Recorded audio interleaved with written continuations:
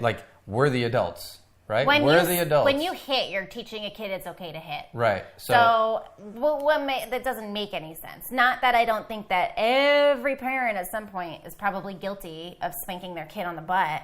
Especially when they got a diaper on, they don't feel it. Hello. I'm Sam. I'm Brandon. And this is the Middleton Methods podcast where you get to gain practical tips, gain insight, and laugh at our expense. So welcome. Welcome, everybody. We had an awesome July 4th weekend. That's right. That brings us to the Middleton Madness, and we'll just get started right away. Yep. Because it was a great madness. I know a lot of our madness is not very negative madness, but we really love to just have fun. I do anyway. Hey, that's the variety of life. Yes. Well, you like to take things very seriously, but you also, which we've discussed before, love acts of service, which is your biggest love language. Mm-hmm. We just took the test again recently to double check that it was still that way, and it is. So in order to make sure I'm keeping things spicy in our marriage, it's summertime, so everything's spicy in our marriage, but that was a really bad joke. Anyway, I decided let's have some people over and have a little barbecue potluck. And I think this was a little bit, I got a little nudge from a girlfriend of mine, and at the dinner, we were talking about possibly doing something. They came over our house one day and they're like, yeah, you guys should throw a party here for July 4th. And we're like, haha, yeah, that would be a great idea. And then at our birthday dinner, she reminded me, are you actually going to do this? And I'm like, yeah, it's a week away. Why not? So I set it up, did a Facebook invite, invited all our friends locally, and we ended up having 30 people over the house, which is We had 14 couples. Yeah. And then on top of it, another 10 kids or so? 25 10, people? Yeah, it no, was... No, 14 couples, right? No. Yeah. Oh, 14 couples. Yeah. Wow, I wasn't even doing the math right the other day. So we had it was a big 40 people? Shindig. There was a lot of people awesome. here. The point was, there was a lot of people here. Yeah. But it was a really great time, and so I'm sure you can think there's just natural madness of having a lot of people. We actually had somebody come over and help babysit our kids, so I had to remind her 3 times before it got through. But I was like, "You are here for my babies. You definitely need to." Yeah, there will be. Do your guests a favor.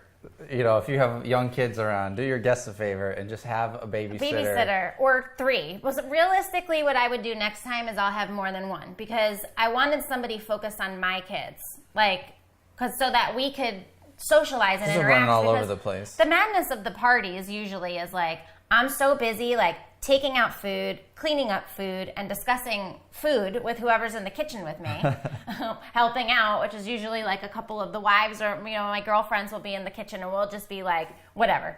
Our whole time is basically spent in the kitchen while Brandon is with the dads in the pool, barbecuing, chasing around the kids, and then if the kids come inside, and they're running through the playroom, the moms we'll all take turns kind of going, checking in, or one mom will be in there. It's just craziness. So this time I had somebody come, so Brandon and I could just focus on our guests, but it was still craziness. I mean, the kids were running all over the place. The babysitter wanted to help more kids, and at the same time had to keep her main focus on our own. So that was madness in itself.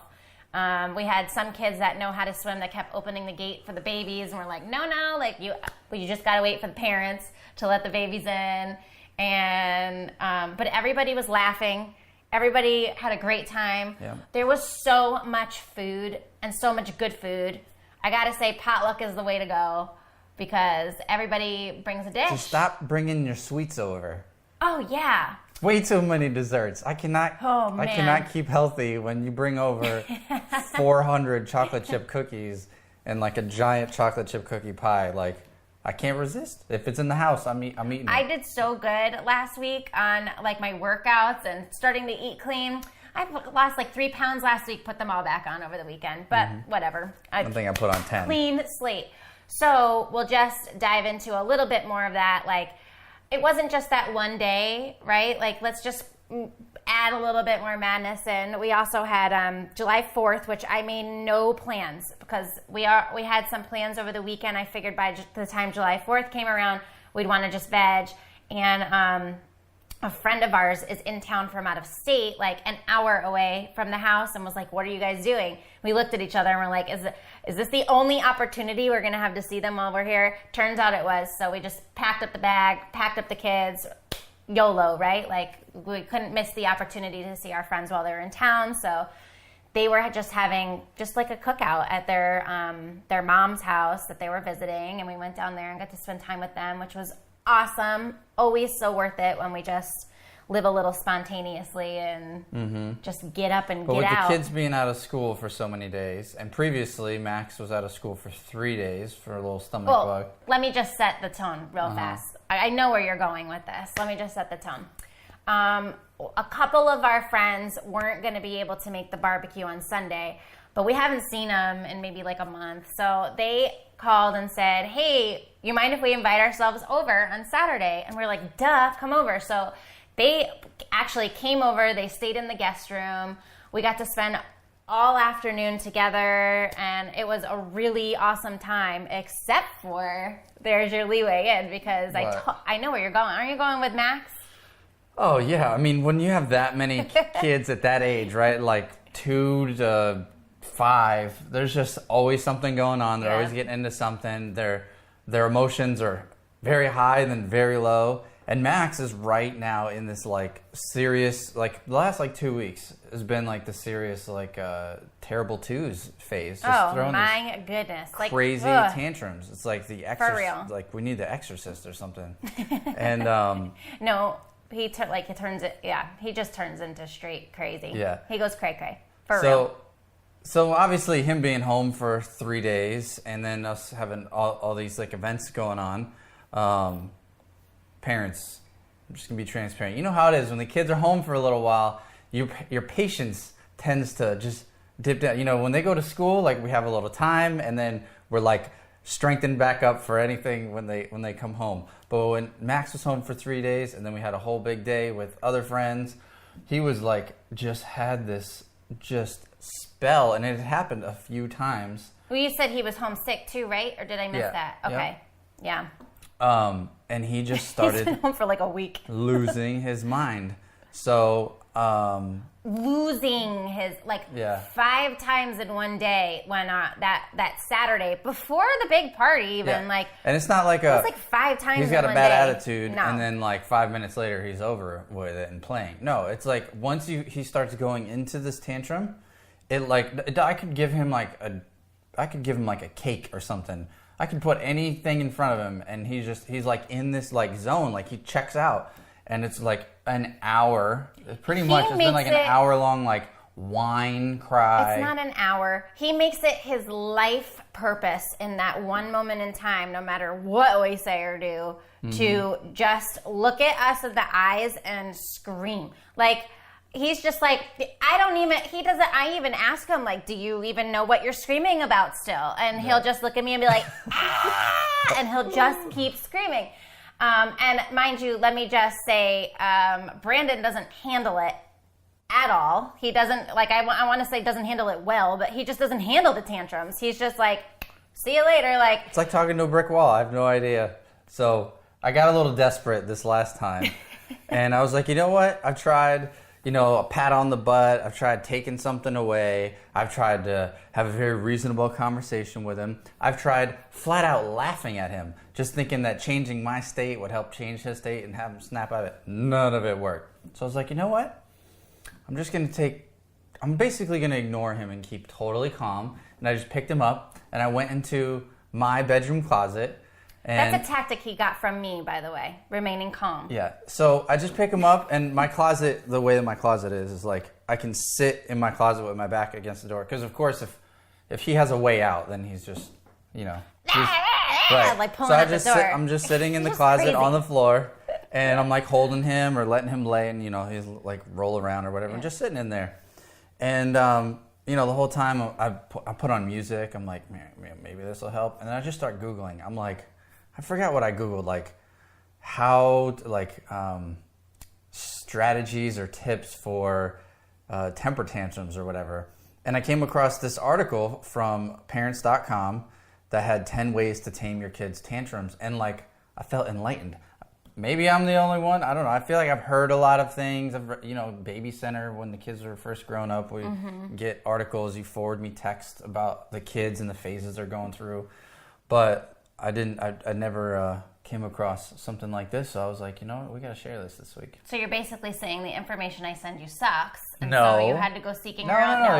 No, for real. What ends up happening is Brandon goes, why is it this way? Or do we need to call the doctor? And I'm like, he's not crazy. He's just 2. Like, call an exorcist. I'm like, just Google it. Because I Google everything. So I'm like, if you're not finding the information you need, just start Googling. Because I've found so many good tips and stuff just by searching the web. And the weird part is we never had to go through this with Peyton. That's right. Peyton, I don't know if she's just a calmer human being. She's a little bit more like you.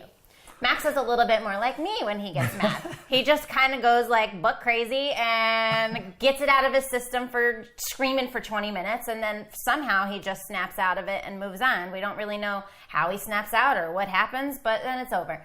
And then he just wants a hug. It's kind of like when I'm mad. And then Brandon is the opposite, just like he just has a very calm demeanor, and Peyton is like that too. I mean, she has her attitude moments, but overall, like, we never had to do tantrums. I'm cool with a tantrum. Just please don't let it take, forever. So we've been looking for unique ways to shorten these tantrums. And I think we're coming, because they're normal, first and foremost, right? Like, yes, tantrums are completely normal. We got lucky with Peyton, but, he isn't possessed like I had originally thought. He's not crazy. He's just his brain is going through this development. And funny enough, what I wanted to make sure when I Googled tantrums, because he's had a couple freak episodes here and there. It's like this consistency has been over the last 2-3 weeks. Yeah. And I had Googled just even when babies are young and they say cry it out in the crib and stuff to train them how to sleep, which I've never been a big fan of, just totally letting a kid cry for forever. But how long is okay to do it and stuff like that. And I Googled up stuff like that just to make sure it wasn't damaging a child's brain to just literally scream. They're going to be in counseling scream at for 18, you remember that time? Is he going to go mute because he's screaming so much? Is he going to damage his vocal cords? Is he going to do something to his brain? I go into scared mom mode, do I need to be rocking my child right now to get him to do anything to stop? So we have this cool article that Brandon did find that maybe was part of his sanity the other day when he was on tantrum duty. I'm texting my other parent friends who have kids our age, and I'm like, this is what's happening. This is what it's funny. Yes, because at the end of the day, I take 9 out of the 10 tantrums, but there's just those days where I go, sorry, babe, it's your turn. And that was his turn. So he found this great article that we want to talk to you about today. We're just going to pull out a few of these. Yeah. There's 10. It's on parents.com, and it's called 10 Ways to Tame Your Kids' Tantrums. But we're just going to pull out a few because, we don't have all day here to discuss all 10. Yep. So the first one that caught me was just ignore the kid. It says, the reason this works is fascinating. During a tantrum, your child is literally out of his mind. I knew it. Yep. His emotions take over, overriding the frontal cortex of the brain, the area that makes decisions and judgments. That's why reasoning doesn't help. The reasoning part of his brain isn't working. Once you're in a situation where someone's drowning, you can't teach them to swim, and it's on the same with tantrums. There's nothing to do in the moment that will make things better. In fact, almost anything you try will make it worse. Once he chills out, then you can talk. Now, this is what I've been telling Brandon for a while now. Mm-hmm. It usually takes him a little longer, or has to hear it from a third party. You can't always just accept everything. Or sometimes you just have to start telling your brain to listen to your wife more. Don't act like I don't. I am the smartest person you know. Anyway, ignoring the child literally does work. Max really dislikes when I ignore him in that moment, and he will... Oh, boy. I mean, we could ignore him and walk around the house and continue to do things and let him follow us, or we'll put him in his room and either have to block him in or we have to sit on the outside and not let him come out, just whatever the case is. Just we have to like flat out ignoring him, and he doesn't like it for a good 5 minutes that we're ignoring him. But we do notice the more we play into it, just like his screams get like worse. Yeah. The reality is, if we just gave him everything he wanted, he would probably never even tantrum in the first place. But we're not creating a little brat. So, and that is... Well, he would probably have more tantrums because, God forbid, there would be a time where we didn't give him what he wanted. It'd probably and it would be like out in the middle of public or something. I mean, it would just be terrible. So, and I think that's what that was the first one that I read that I clicked with, because even though I was with him, I didn't want to just let him like follow me around or, you know, leave the room, because I know he would just keep crying or go after his sister. That's what I really can't stand, is if he's in a mode, like, I don't want his sister to be around because she could do anything and it's only going to set him off more. Right. So when I was sitting there, I'm sitting there reading this article and listening to music and just ignoring him, and I felt like it was only like 10 minutes before he finally was like, I love you, Daddy. And like cuddle, like I was so close to him, he had nowhere else to go. He was just wanted, when he was ready to start changing his attitude, as we continue to say, just change your attitude. You ready to change your attitude? That I was right there for him, that he could just be like, all right, well, I'm going to go from laying on my back, kicking, literally kicking and screaming, to I'm just going to roll over on Daddy's legs. And then next thing you know, he was all good. Mm-hmm. I was like, success!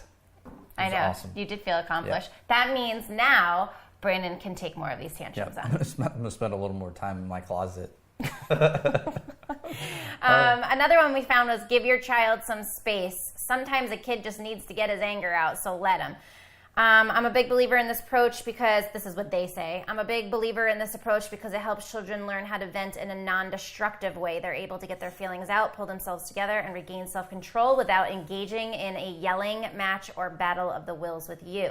This trick can work on its own or in tandem with the whole ignoring bit.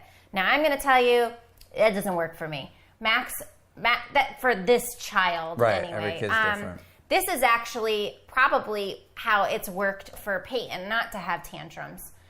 We've always been like, just go over here and play for a little while, and when you change your attitude, you can come back out. Whether it be in her room with her dolls, or she's got a little play kitchen. Definitely, and that actually seems to work with her, where we just like totally don't even get tantrums at all. Max is the complete opposite. Like I said, he'll literally like army crawl. We've put it on our IG stories. So if you follow us on Instagram, you've probably seen them. If you don't follow us on Instagram and you want a good laugh, go ahead and go follow us on there, because we put good and bad in our house. We put on our IG stories. So like he'll have tantrums where he's literally like army crawling, like, I could go on, but it is like, I hope the people watching it laugh, because I laugh when he's that ridiculous. I'm just like, you are ridiculous. Yep. You are acting like a child. Like the child you are. You're acting like the 2-year-old you are. This next one, create a diversion. I'm going to skip over this because I really don't. I mean, whether it's a toy or cookies or whatever, that doesn't seem to work for either one of them. But again, some kids are different. So you may want to try to create a diversion, distract them with something else. Yeah. Creating a diversion does not work with Max at all. It works with Peyton, though. Mm-hmm. Again, like, I think this is like, if you just have to kind of know your child, because we've avoided what potentially could have been tantrums with Peyton by creating diversions. But the diversions don't work with Max. He's almost like, I know what you're doing, and I'm not falling for it, woman. And he'll just like, it actually makes it worse if we try to create a diversion than to just kind of like, what I don't think is in this article is like, we really just do well at sticking with our guns, because we want to teach Max, like, you're not just gonna get everything you want. And he's 2.5 now. He's at an age where he understands. When he was 18 months old and stuff, I'd be like, just give it to him. Like, he's a baby. He doesn't understand. Right. But now he's 2.5 years old, and he does understand the difference and between right and wrong, or hating and not hating, or whatever, right? And when those things happen, like, he has to be disciplined. Or sometimes, like, you can't have 5 cookies. It's a holiday weekend. We give you extra treats, but you're not going to have, I said you could have 1 cookie. I'm not going to give you 3 cookies. Why can't I have sprinkle cookies for breakfast? Oh, I know. He'll be like, oh, he's such a little negotiator. Mommy, I a good boy. I slept in my bed all night like a big boy. I get sprinkle cookies. That is what we dealt with this morning. Yep. So find out what's really frustrating your child. This does work. I don't know if this has worked with you. More with Peyton again than Max.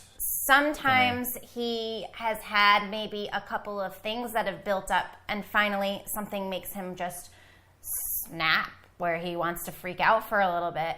And I'm assuming it's the last thing that happened, but it's not always necessarily that way. So like, I could have told him, no, you can't have a cookie because it's almost time for lunch and I want you to eat your lunch first. But if you eat your lunch, then you can have a cookie. But all he hears is no. And then we go do something else and, you know, we go, okay, we have to move on from this, and maybe he gets mad. And then maybe he'll be like, I want to go swimming. And we'll be like, yeah, that's okay, but after the nap. And that may be the one thing that made him start screaming, but it's actually not. And I assume it's that he can't go swimming because he needs to go take a nap. But after a few minutes of his screaming, and we can get him calmed down a little, and I ask him, why were you screaming in the first place? Because as a mom, I'm like, I want to know what set him off so I could help avoid it next time. That's like, I don't put broccoli on Max's plate because I just know he's not going to eat it. So why fight with him over it? I just don't put it on his plate. And he actually tells me, I wanted a cookie and you didn't give me a cookie. And I'm thinking, well, that was like three things ago. So figuring out what went wrong so you can fix it for next time does help. Let's talk about spanking for a minute. I think that's a hot topic. Is that on here? Mm-hmm. Oh, yeah. It says discipline without spanking. Okay, yeah. And one of the big things, because look, I don't know about you guys. I'm not going to put myself in like jail for this, but I grew up getting spanked. I remember actually being in Montessori school, and you were allowed to spank the kids in school. And I actually got paddled by my principal at school.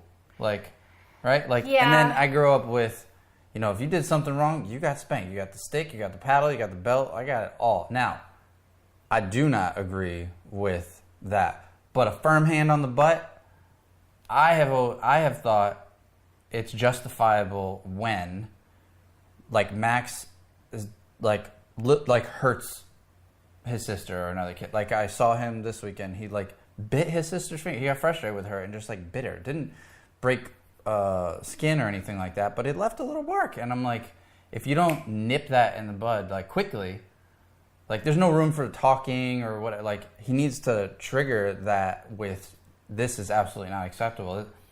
And then after I watched this video about discipline without speaking, I was like, you know what, the biggest thing I took away from that portion was, you're teaching the kid how to react when they're like, we're the adults. Right? We're the adults. When you hit, you're teaching a kid it's okay to hit. Right. So that doesn't make any sense. Not that I don't think that every parent at some point is probably guilty of spanking their kid on the butt. Especially when they got a diaper on, they don't feel anything. But I will say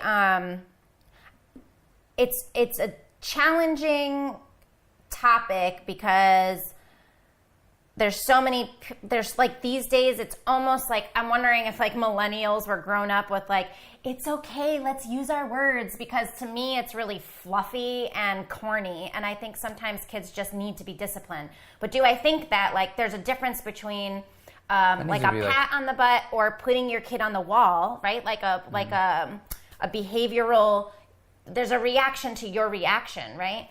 But like, I don't agree with hardcore spanking. I don't agree with abuse. Like, I think there's two different. Don't take it too far. Well, I'm going to take it there because one thing I haven't dove into very much that somebody has been telling me lately is like, you mentioned like things like your mom or how you don't talk to your mom, right? And then you don't really bring it up much on the podcast. So I'll share just briefly with you. When I was younger, my mom abused the crap out of me. I mean, I could just like look at her the wrong way, or I could tell her I love her and it just was the wrong moment in time. And she would literally take my whole, as much hair as she could fit in her hand and like rip me around when she was mad for whatever I did wrong. I got spanked. Oh my gosh, it was just really, really bad. So I grew up in a household full of abuse, and it was something I swore I would not do when I had kids. Now, flash forward to today, my kids test the crap out of me sometimes. And I literally have to channel remembering being that child and like how much I could not stand my mom doing that to me so that I don't do that to my kids, because they literally push me to like crazy town sometimes where I can understand where like if you don't have control over this, how you could pick a child up and just wail on them. But it's something every day that they test me to that limit that I think about my mom and go, you are not going to be that person. And you're not going to treat your kids like that. And it is hard as hell to do it. But there is such a thing as self-control.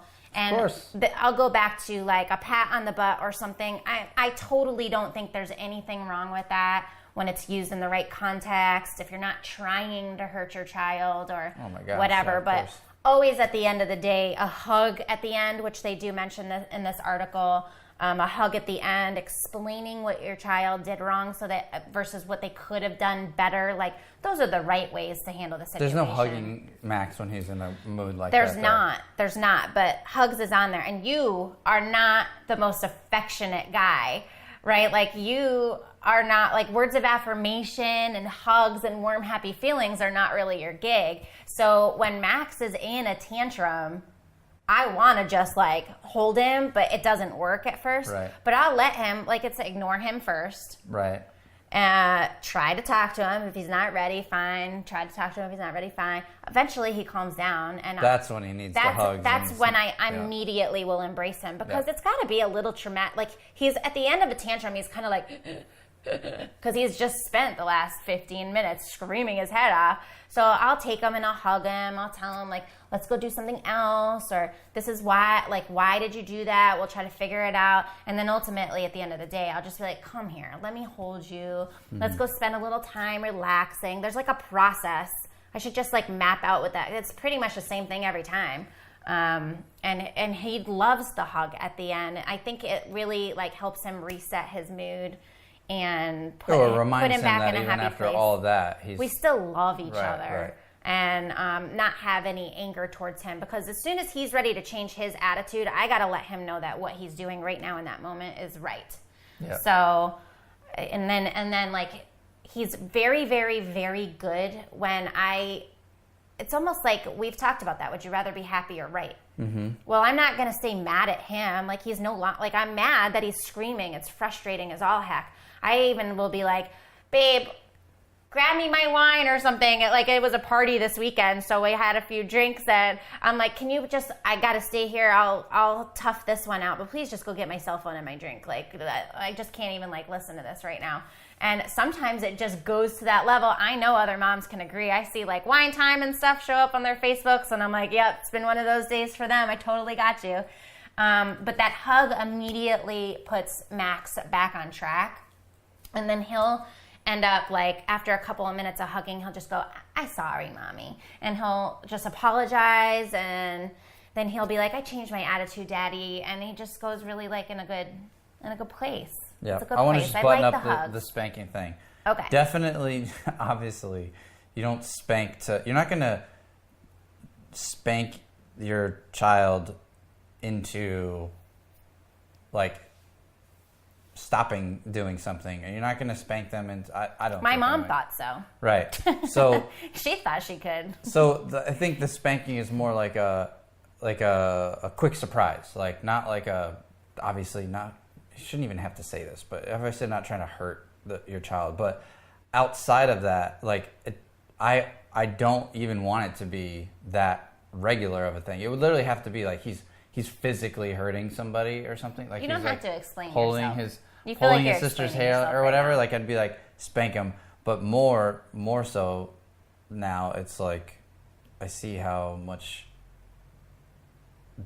more effective we're a normal household, so you don't have to explain yourself.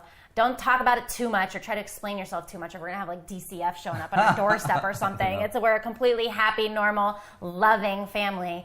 And we know plenty of parents out there that spank their kids, and they have, they're normal kids. Like, it's a normal part of life. So It's not like we're not whipping out the rulers and like going crazy. No, I guess my point is that after reading more into it, I see that it doesn't actually teach them anything. It doesn't teach them anything positive. It just teaches them like, oh, this is like you said. And in the past, we had tried the spank on the butt, and it doesn't work. Like, if anything, Max was like hating more at that time, and I'm like, whoa, that's not working. Like, you can't tap him on the butt and put him on the wall, because then he thinks it's okay when somebody does something wrong to smack him.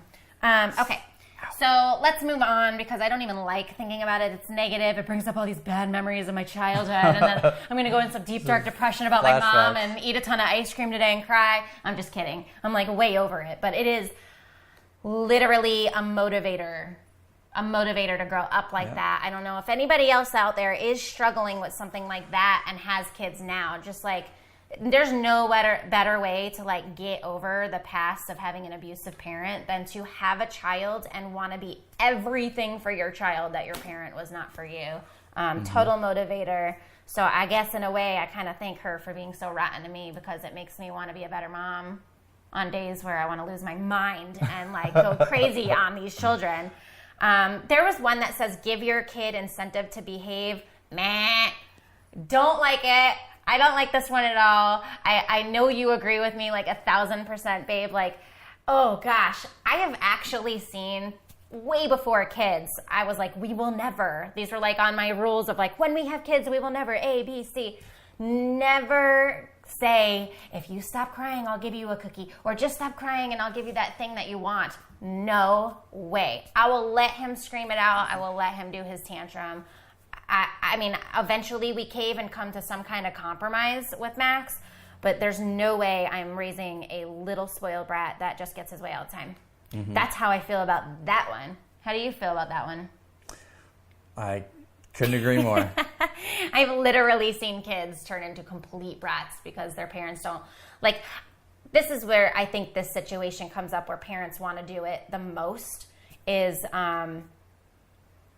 like they go out in public and their kids like throw a tantrum, or they're around friends. All right. So like I want that toy.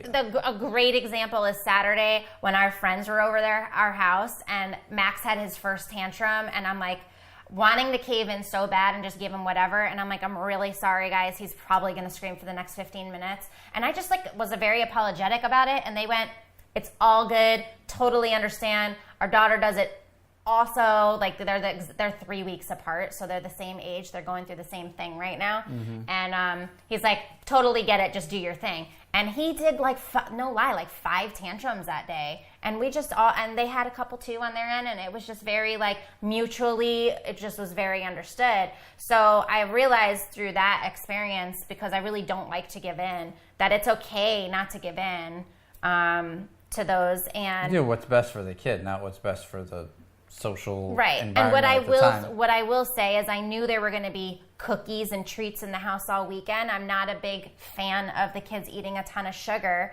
but in the same respect, I already took a mental note. Like every time I said no to him having a cookie, or not right now, or after you eat dinner, he kind of freaked out. So I just was aware of that. So the rest of the weekend, instead of saying no and then him going and me going, okay, here's your cookie, I just knew like when he asked for a cookie, I would be like, only because it's July 4th weekend and this is a special weekend and we have lots of friends over so we can have extra treats, but we're going to go back to normal next week. And I would just give him the cookie before he could even have a tantrum.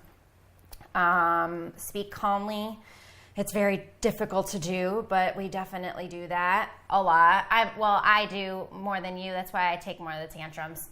Because I don't know where it is that, like, I could totally, like, I want to go crazy, but there's something very calming in my head about, like, just wanting to get through this phase as quickly as possible.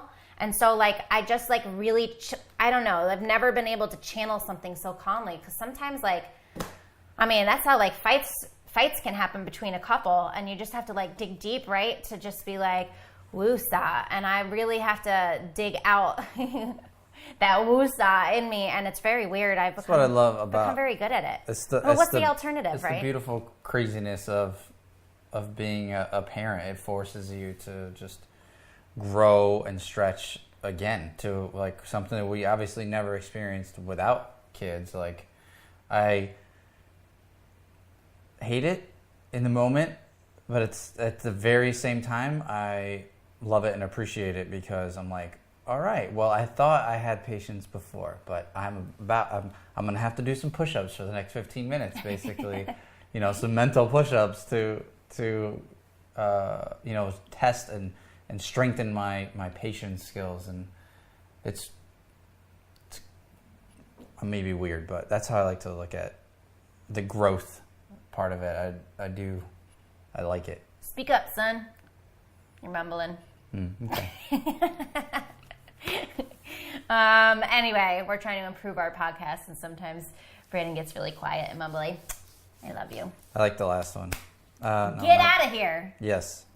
That really works for the kids because they always want to go to the store. Or this go to is where you shine. It's like I endured this. Sorry to interrupt you, but let me just feel this out. I endured this horrible 15, 20 minutes of screaming. Stop lying. Sometimes it's like an hour. He does not scream for that long. I think you feel like it maybe takes that long. Maybe it feels like an hour. I think you think it feels like that long, but it really isn't. It's like 15 minutes.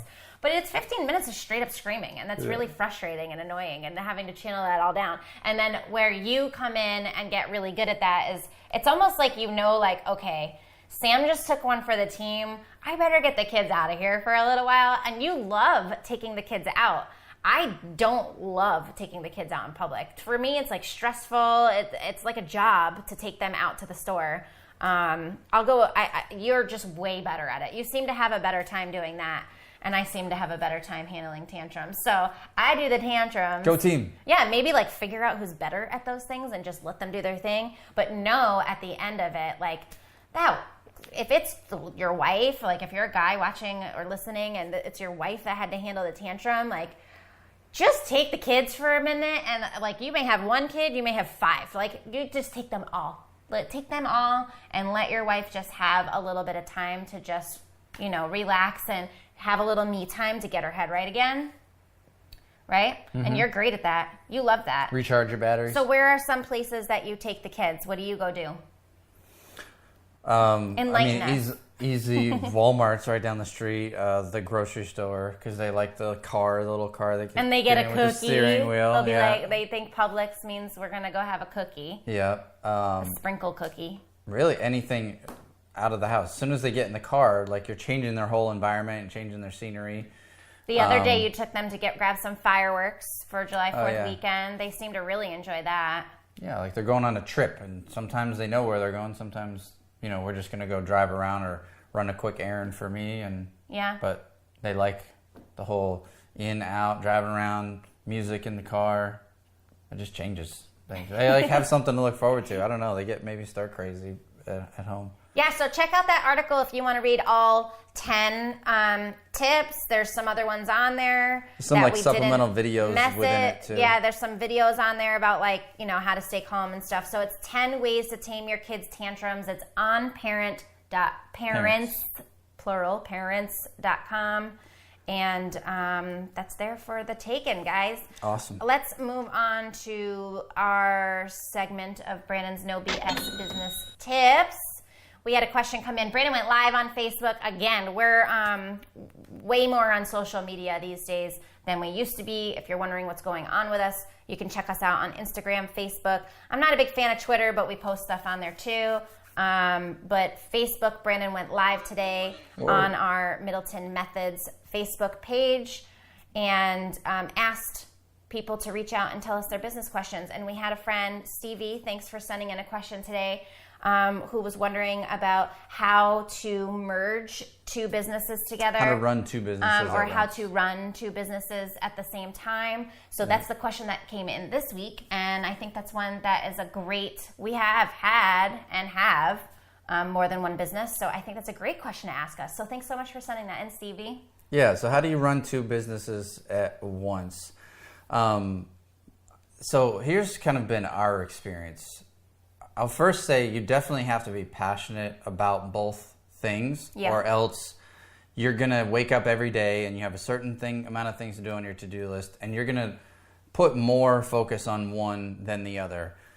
Someone likened it to having kids. You love all your kids, but some seasons, right, whether it's a day or a week or a month, some need more attention than the other. So what you don't want to do is have one that, I mean, this is terrible with kids, right, because we love all of our kids, but you don't want to have a business that you're like, all right, well, this business makes money, or I'm doing this business because it's low-hanging fruit, or it's the opportunity that is in front of me, so I'm just going to do it because it's convenient.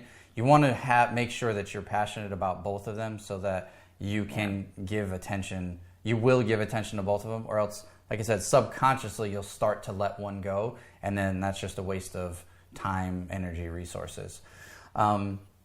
True that. A couple more things. This is from Richard Branson has some great advice on this, because Richard Branson, billionaire, obviously, serial entrepreneur. I think he has, I don't know, something like a few hundred companies. Can I have a sip of your water? Sure. I forgot mine. Okay. You're whispering, but I can still hear you. So he said running a business comes down to a few things: engaging your target audience, showcasing your unique selling points, keeping your eyes on cash flow, and looking after your team so that they'll look after your customers. Once you have these skills mastered at one of your businesses, you have an easier time applying them to the other businesses.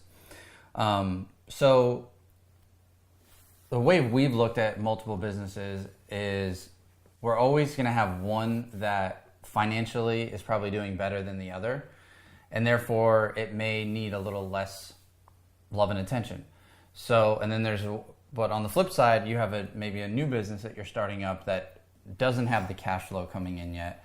And it's going to require more time, obviously, to get up and creating profit. So in some ways that also needs more time. So it becomes a little bit of a balancing act. I think about, what are your goals? What are you passionate about? Hopefully those two businesses do overlap. Like with us, we have our podcast, we have our real estate business, and we have our marketing business. But all three of those, we have a plan for how they all complement and help each other, right? We're not buying and selling real estate just for our retirement. We're buying and selling real estate because it gives us other content for some of the other projects that we're working on, because we know people that are watching and listening are going to have questions about, how did you guys do this when you got into this situation, or this type of a deal came up? How do you do this? How do you do that? So they all complement each other. So I would make sure that your businesses are doing that.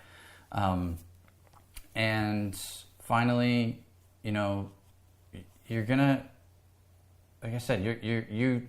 What's the best way to say, how do you balance it? I mean, you have to pay your bills, right?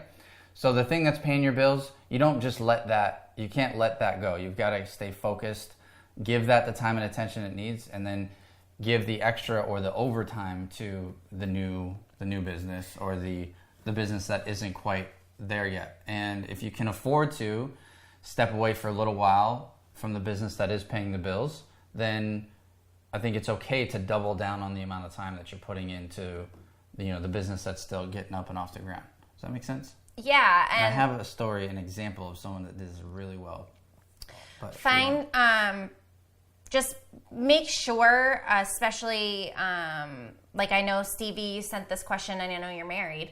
So let's just keep in mind on the marriage side of things, because Brandon is always very focused on the business side, and I generally tend to focus a little bit more on the house and home side, that you guys are there to complement each other, but at the same time, make sure that your goals are aligned. If you are having two businesses, either together or separate, or however that's working out, that's going to take time from things. And sometimes, especially when you have one business that's, like, for instance, our marketing business was doing well, but we wanted to start investing in real estate again. And we had a team in place that was able to pick up in the areas that we needed to take some time back from. And they, they had to pick up the slack there for us while we got our feet on the ground and, did some of the grunt work in the real estate company. And, but that did take time away from, family for a little bit, and it doesn't take time away from marriage, but it does take that mental understanding and commitment from both of us to just know, like, things are maybe get a little bit more stressful, or there's going to be a little bit more work, or, with real estate, for example, where we were able to build our marketing company to the point where like we don't need to pick up the phone at 10 o'clock anymore. Well, that's not the same with real estate. If he's got to go meet a seller at 6 and we have the kids, we don't want to bring the kids with us. We have to have that understanding with each other and know, kind of just have a little bit of an outlook of what that's going to look like so that we don't have conflict in our marriage. So I just wanted to throw that part in there as well. Yeah, and I guess what we're really saying is even though you have two businesses, whether it's for chunks of hours in a day or maybe it's certain days or certain weeks even, you really are only working on one business at a time, right? You can't literally be focused on two things at the same time. So right. Just keep in mind there's some things that you may have to do for one business in the short term. Just get that done, execute it so that you can get back to the other business and focus on that. So I would look at it more that way, not like I think if you're trying to, fill every day with, multiple things for the two businesses, especially if they're both new businesses and if they're not, cash flowing and paying the bills, then that can be really challenging. It is possible to do, but you're going to rely also more on team. Like Sam takes more of the lead on some of a business than I do, and I take more of the lead on another business. So meaning that if push comes to shove and something has to get done, if it's more on a project she's working on, I know she'll step up to take care of it versus if it's something like the real estate is a great example. Sam doesn't have too much to do with the real estate. So if something comes up and we have to get something done or executed for the real estate, she knows I'm going to get it taken care of. She doesn't think it's going to fall back on her. So, that's a big way that Branson's able to have so many businesses is because he has multiple team members, multiple managers who are able to, to lead each one of those businesses. And especially at the beginning of juggling those things, like why not trust your spouse? Like there's nobody else that's going to have a bigger interest in the success of your businesses than your spouse. This is one of the biggest reasons that we've always enjoyed being in business together all this time is like he knows no matter, like there's nobody else in the world that's going to be a better business partner and have his back more than me because Amen. He's my husband. Of course I'm going to have, like, I want him to succeed because he's my husband. I want our business to succeed because that financially takes care of us and gives us all the nice things that we like. And I got his back, right? And we now, like, as our business has developed and grown over time, at first it was a lot of like grunt work and stuff that I didn't really care to do, but I was able to find holes or whatever where I knew he needed to focus his time and I could fill the gap. And now over time it's developed more into like what we want to do, not versus what we had to do back in the day just to get our companies started. So I want to share, Stevie, one quick story with you about a company that did something in the short term, basically to pay the bills for one business in order to take those funds to take care of the other business, which is very similar to what we've done with our businesses before. Like we have our bread and butter business that we're good at, may not be the one that we're the most passionate about in that season, but if it's working, that you take that and then you can use your funds to do something else. Airbnb, you've probably heard of them, right? Mm-hmm. They actually had a cereal company.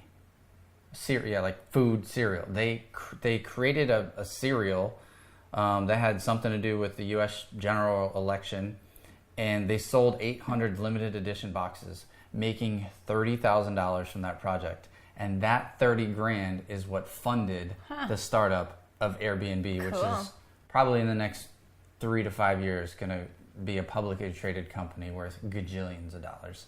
So just a quick story example I wanted to share with you. How to turn your $30,000 into a quadrillion billion dollars on the next podcast. All right, let's move on real quick to Marriage Minute. We're running out of time this week. I want to keep us on track. With all that was said about tantrums and stuff like that, like that can cause some stress in a house. So I thought it would be a nice little reminder to just briefly, we had a whole podcast about date night a long time ago. I wanted to bring it back around to our Marriage Minute because especially for those married couples that have kids out there, whether it's a tantrum or just dealing with life's like quirks with having children, that two little kids in our house that depend on us, it's important that And it's something we have always stood by, like no matter what, we would put each other first, even though they're young and depend on us a lot. We think it's super important to take time together as a husband and wife, not as a mom and a dad, and not as business partners, but as a husband and a wife. And that it's important to take that time, you know, for all over the board, from our communication. It keeps communication intact. It helps us just go out and have fun and blow a little steam off from the week because we got so much crazy going on. You know, it's just nice to go let loose a little with my best friend. We could do it with other friends as well, which is fun, and hang out with friends. And, you know, we do date nights by ourselves. We do date nights with friends, but the whole context behind it is to just go have a good time. But this for sure should be a non-negotiable in every household. I know I've heard a lot of people say like, oh, date nights are a luxury or whatever. It's not a luxury. It's a necessity. Like, your marriage is not going to thrive if you're not taking time as a husband and a wife. And if you can't afford or don't have family members to take care of the kids while you go out, you have to be really creative. Like, barter with other parents. Yeah, you could barter. I have a girlfriend that literally has bartered so many, like she's bartered haircuts or doing like a little photo shoot for friends in order to either, you know, whatever. I think it's been help with her daughter, or because she's a single mom, she's got to get creative, you know, or was a single mom. She's not anymore, whoop whoop. But you know, just things that she needs. She'll be like, I need this, and I'll barter this, or I need help with my kid. I'll watch your give kids you a haircut for a date night if you watch our kids. Right, I'll watch your kids if you watch mine. I mean, there are ways to get. It's always a non-negotiable. Yeah. You may have to wait till your kids go to bed and give every little last ounce of energy you have in that day and muster it up and, you know, get your game face on for a date night at home. Maybe like popcorn in the movies, or go out on the back patio, or just do something, right? But just take that time together.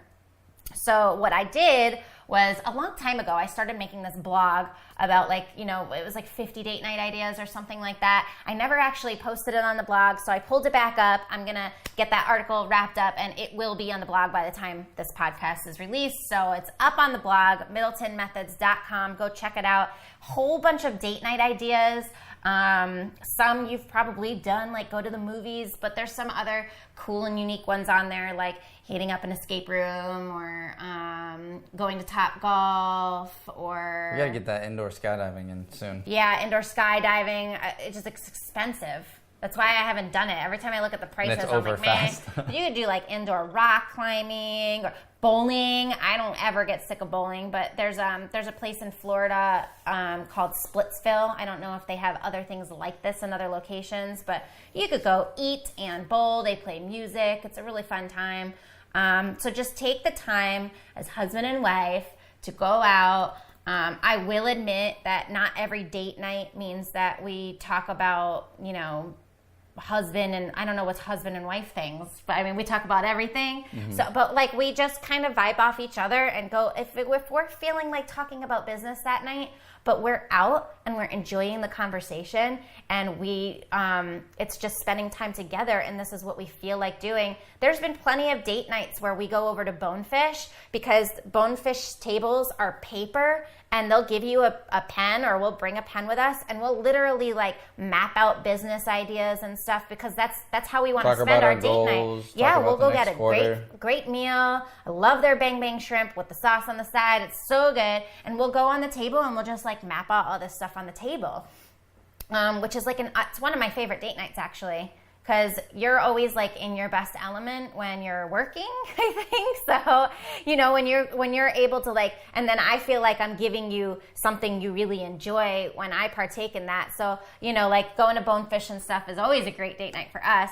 But we don't do work date nights every time. So we definitely like to throw in the fun. And I mean, there's even like, you live in any type of destination city, like Atlanta, or I mean, any destination, Austin, Texas, or San Diego, California, like the people travel to these hubs. Tampa's one of them. So there's, you know, Clearwater Beach is nearby. It's like an hour away, but we have totally gone on like an overnight date night over to Clearwater. Just, you know, and we'll just go down there, and even if we just like hit up the beach for the sunset and go grab dinner, it's just something different. Yeah, Massage Envy. Ooh, I love massages. Don't give them all away. It's a great one. You got them a whole list. I just gave you like 7. Brandon gave away a couple too. Go check out our blog on MiddletonMethods.com. I don't know what it's going to be called yet. Probably like date night ideas or something like that. And it'll be right around this podcast episode. So look for that and go out and have a good time. Make sure it's a non-negotiable. You know, keep the love. Keep the flame burning and keep the love going. Yep. All right, is that it? That's it. That's all we got for him this week? All right. That's what we got. Well, I mean, we could keep going, but we got other stuff to do. We got to go. All right, so I'm hungry. Yeah, just a reminder, get over to MiddletonMethods.com, subscribe, like, share, all that good stuff. Yes. Again, thanks for everyone who is giving us those star ratings on iTunes. Those have been awesome to see. And with that, look, guys, clearly, not just marriage, not just business, parenting. It's not easy. It does take work, and we're putting in the work to make it work. I'll add in on that one. So look, guys, take what you want this week. What you don't want, don't take. We definitely want to hear your feedback. Anything that's working for you guys. Yeah. That has, when it comes to parenting or any other topics we covered, definitely feel free to send us an email to either Sam or Brandon at MiddletonMethods.com. We'd love to hear what you got for us. Not Sam or Brandon at MiddletonMethods.com. Sam at MiddletonMethods.com or Brandon at MiddletonMethods.com. Thank you for just the clarity. Clarifying. All right, guys, until next week, take care. Bye.